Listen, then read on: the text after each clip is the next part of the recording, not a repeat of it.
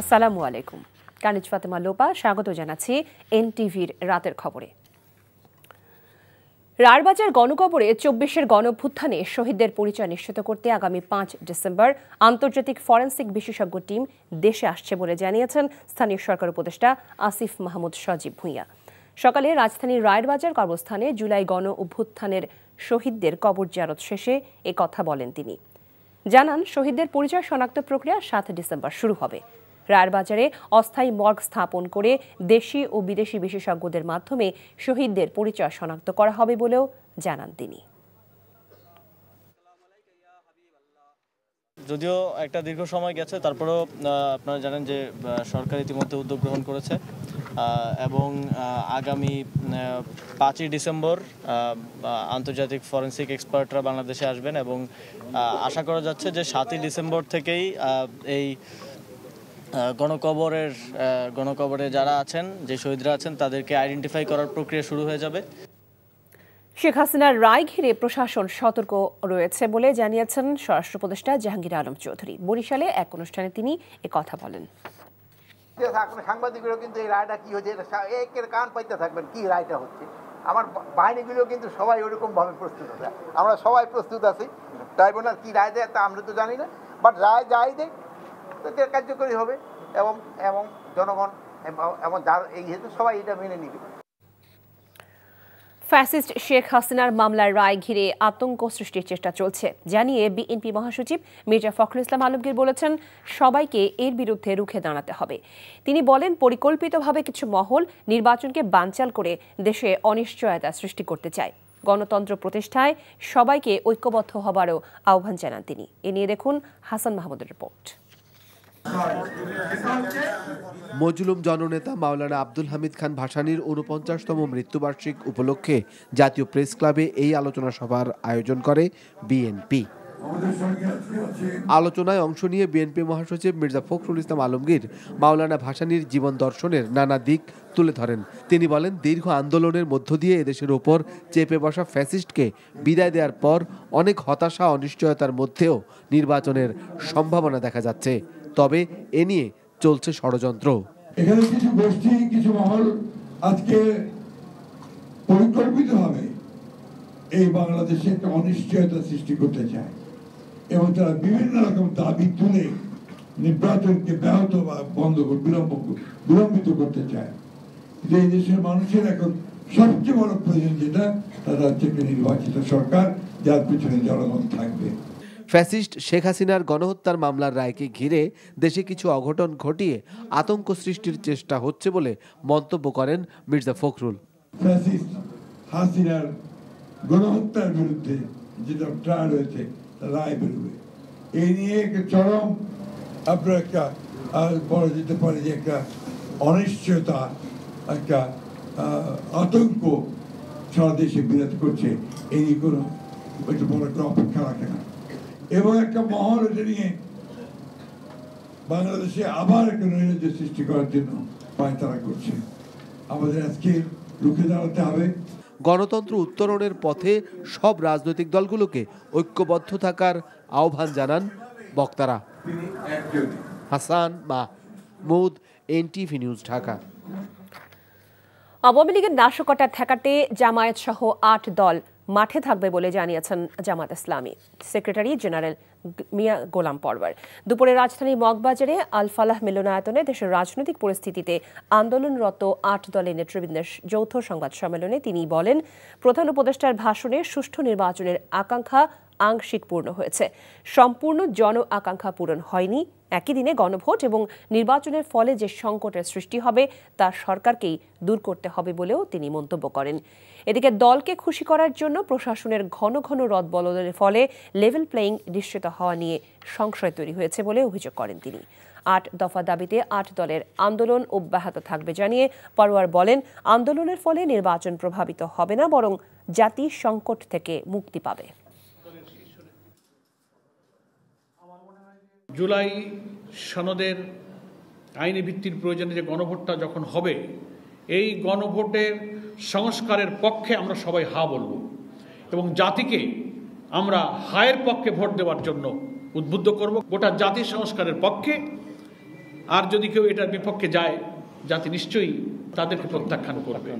আমরা অতীতের কর্মসূচিতেও মাঠে ছিলাম, এবারেও এই ফ্যাসিবাদের আন্দোলনের কর্মসূচিতে নাশকতার কোনো সুযোগ এ জাতি দেবে না, আগের দিনেও দেয়নি, এটাও কোনো স্থানই পাবে না।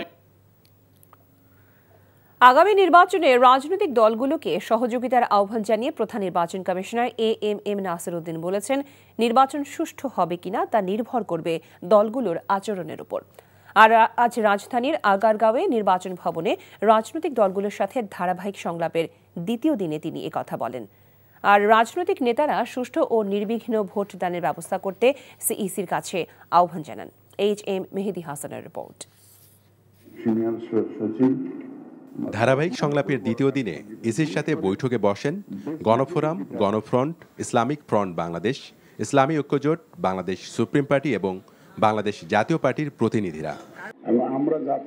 দ্বিতীয় দফায় আলোচনায় অংশ নেন বাংলাদেশ জাসদ, বাংলাদেশ ন্যাপ, তৃণমূল বিএনপি, কৃষক শ্রমিক জনতা লীগ, বাংলাদেশ খেলাফত মজলিস এবং ইসলামী আন্দোলন বাংলাদেশের প্রতিনিধিরা।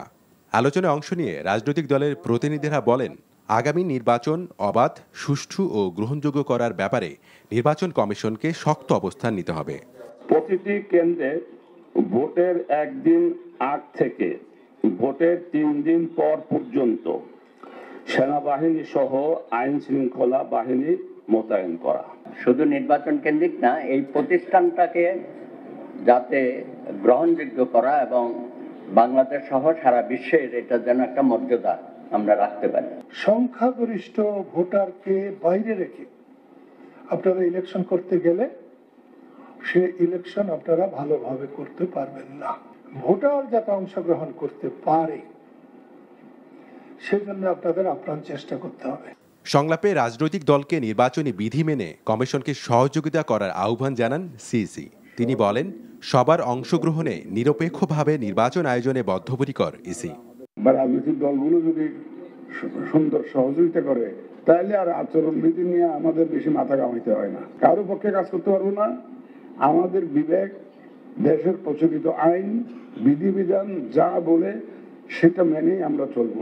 ত্রয়োদশ জাতীয় সংসদ নির্বাচনকে সামনে রেখে নিবন্ধিত রাজনৈতিক দলগুলোর সঙ্গে ইসি ধারাবাহিক সংলাপ শুরু করে গেল বৃহস্পতিবার।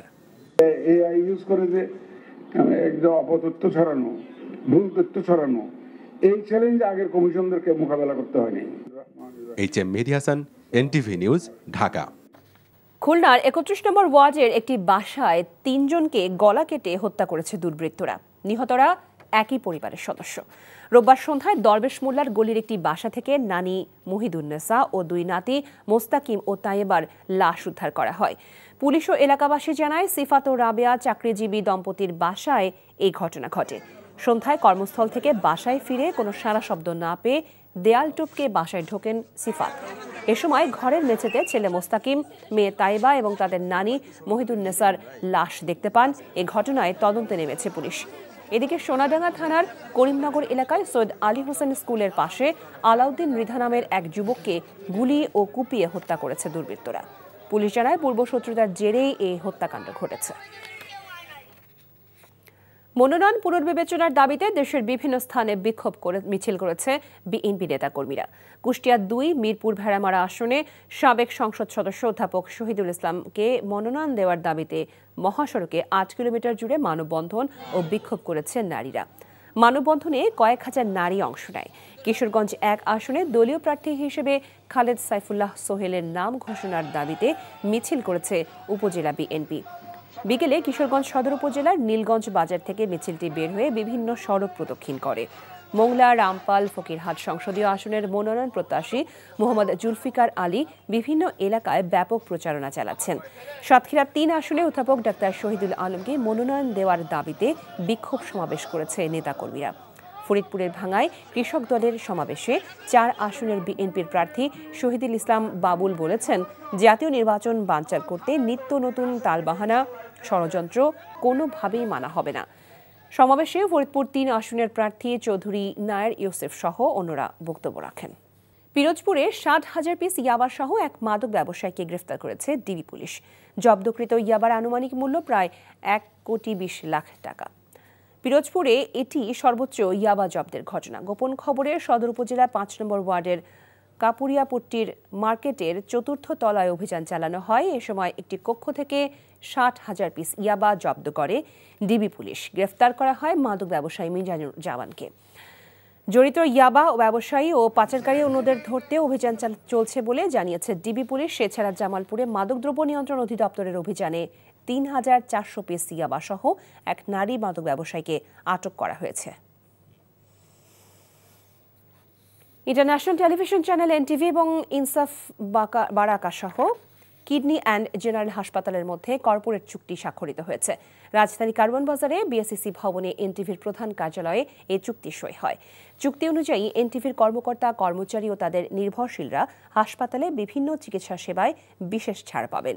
প্যাথোলজি পরীক্ষায় 40%, ইমেজিং টেস্ট 35%, ইটিটি ও স্পাইরোমেট্রি 30%, ফাইব্রোস্কানে 25%, ভর্তি রোগীর বেড ও সার্ভিস চার্জে 10%, জরুরি ফিতে 10% এবং সব ধরনের দেশি ওষুধে 5% ছাড়ের কথা উল্লেখ করা হয়েছে।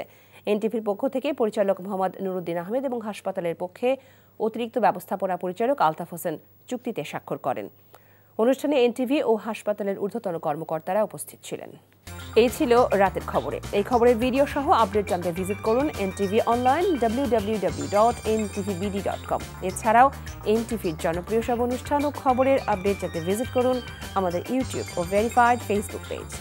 রাত ১টায় মধ্যরাতের খবর দেখার আমন্ত্রণ রইল। সবাইকে ধন্যবাদ।